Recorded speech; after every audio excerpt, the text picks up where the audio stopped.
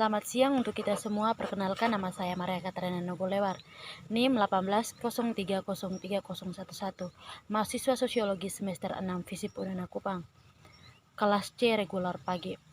Di sini saya akan mereview buku mengenai hak properti di Rusia pasca Soviet. Yang pertama, kekerasan, korupsi, dan tuntutan hukum. Di seluruh dunia, perusahaan menerapkan berbagai strategi untuk mengamankan hak milik. Sebagaimana diakui sejak pekerjaan perintis, banyak dari strategi ini tidak tergantung pada lembaga informal. Perusahaan beralih ke legitimasi atau penegak hukum hanya sebagai pilihan terakhir, lebih memilih alih-alih menyelesaikan konflik atas dasar hubungan pribadi dan norma informal.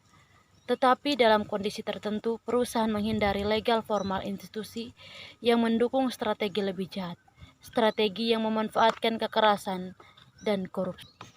Selama demam emas California tahun 1848 menentukan bahwa kemampuan untuk menggunakan kekerasan adalah dasar untuk properti hak. Dan karena itu, setiap penambangan membawa setidaknya satu senjata. Di sebuah pengaturan yang lebih komputer mendokumentasikan beberapa banyak perusahaan bergantung pada perlindungan bawah pengganggu atau mafia lokal berkehendak ingin menjualnya. Orang mungkin berharap bahwa sekali ekonomi terperosok dalam kekerasan atau korupsi, keadaan mengerikan ini akan bertahan tanpa batas, atau paling bentar berevolusi ke arah formalitas selama bertahun-tahun karena masyarakat secara bertahap modernisasi. Namun tempat ini tidak terduga pada waktu yang tidak terduga.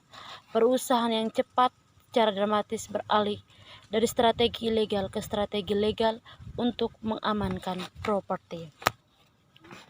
1.1 Parsol, sarjana hukum termuka, telah menekankan bahwa penggunaan kekerasan dan korupsi merusak lembaga hukum formal, sedangkan penggunaan perusakan, pengadilan, dan penegakan hukum memperkuat efektivitas lembaga formal dan relevansi. Jika ini benar, strategi tegas untuk mengamankan properti memiliki konsekuensi penting untuk pembangunan aturan hukum dan mengidentifikasikan faktor-faktor yang menentukan apakah perusahaan yang menggunakan strategi ilegal atau ilegal adalah yang penting. Tanpa penjelasan yang sangat sederhana akan menunjukkan bahwa perusahaan mengandalkan kekerasan dan korupsi ketika negara lemah dan tergantung pada lembaga hukum formal, resolusi ketika kapasitas hukum negara meningkat. Tetapi contoh-contoh dibahas di atas menunjukkan bahwa perusahaan secara teratur melakukan kekerasan dan korupsi tidak hanya di negara bagian dengan kapasitas rendah, tetapi negara bagian yang tingkat wajar kapasitas. Konsekuensi kapasitas hukum paling banyak dapat berfungsi sebagai parsial penjelasan. Yang lebih aneh adalah bahwa kasus-kasus seperti Rusia pasca Soviet, perusahaan memobilisasi sumber daya hukum sekalipun lembaga hukum efektif diragukan. Dan pada kenyataannya bahwa ketika pejabat negara sendiri dianggap sebagai mayor ancaman terhadap keamanan properti. Sepanjang periode ini, di mana perusahaan Rusia semakin beralih ke lembaga hukum formal. Banyak pengamat bersikap bahwa pelanggaran hukum di Rusia tetap lazim seperti sebelumnya. Sebagai William Border, investor portfolio asing terbesar di Rusia hingga pemerintah pejabat untuk secara ilegal menyita asetnya, menyatakan hak milik tidak ada lagi. Dengan penurunan spektakuler dalam supremasi hukum. 1.2 Argumen. Dengan membawa peran perusahaan dalam mengembangkan institusi yang efektif latar belakang, buku ini berangkat ke arah yang sangat beda dari kebanyakan studi yang ada tentang hak milik. Ada kesepakatan luas di antara pembuat kebijakan dan sarjana sama seperti lembaga untuk melindungi hak properti yang sangat penting untuk pembangunan ekonomi dan kesejahteraan masyarakat. Hampir semua studi terkemuka hak milik bagaimana berusaha untuk memahami keamanan properti dengan menganalisis kondisi di mana para penguasa dan pemerintah, pengembangan lembaga, yang efektif atau sebaliknya.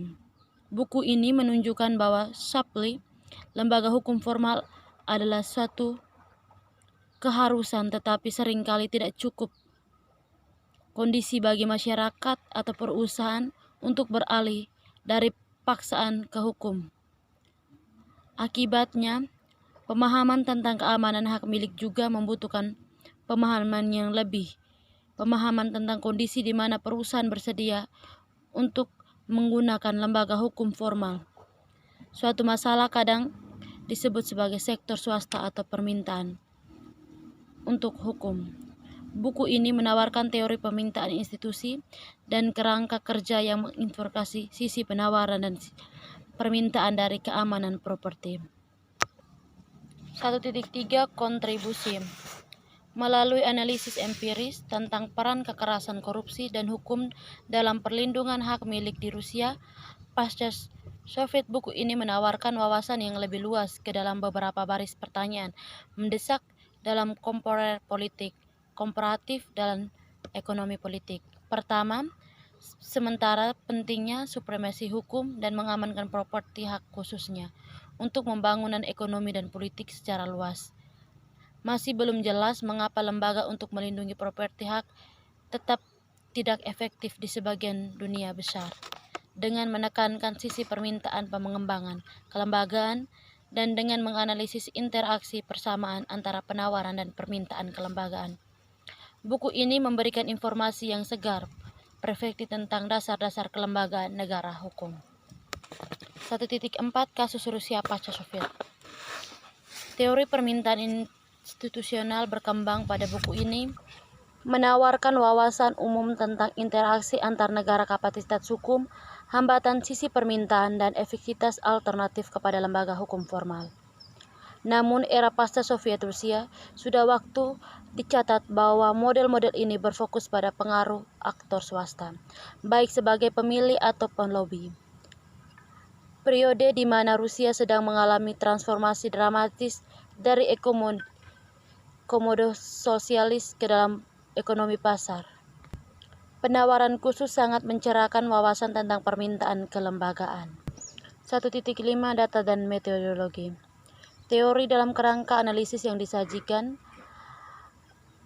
yang berevolusi dalam bab-bab yang menggunakan kedua metode dan kuantitatif. Sejalan dengan pendekatan multi-metode ini, ia memanfaatkan beragam sumber data asli yang dikumpul selama perjalanan penelitian ke Rusia antara 2008 dan 2014. Berikut teknik yang digunakan di dunia survei bank tentang korupsi. Wawancara dan pertanyaan survei diutarakan secara tidak langsung yang dirancang untuk memperoleh informasi tanpa persyaratan, menerima respon untuk memberatkan dirinya sendiri. Seperti, bisakah Anda memperkirakan seberapa sering di sebuah perusahaan atau dalam bidang bisnis Anda membuat perlindungan pembayaran? Selain itu, kesimpulan serupa diambil dari beberapa dan pendekatan metodologis yang beragam. Wawancara mendalam, survei penelitian, pengumpulan data objektif seperti beban kasus pengadilan statistik, meningkatkan kepercayaan pada validitas temuan. 1.6 Garis buku besar.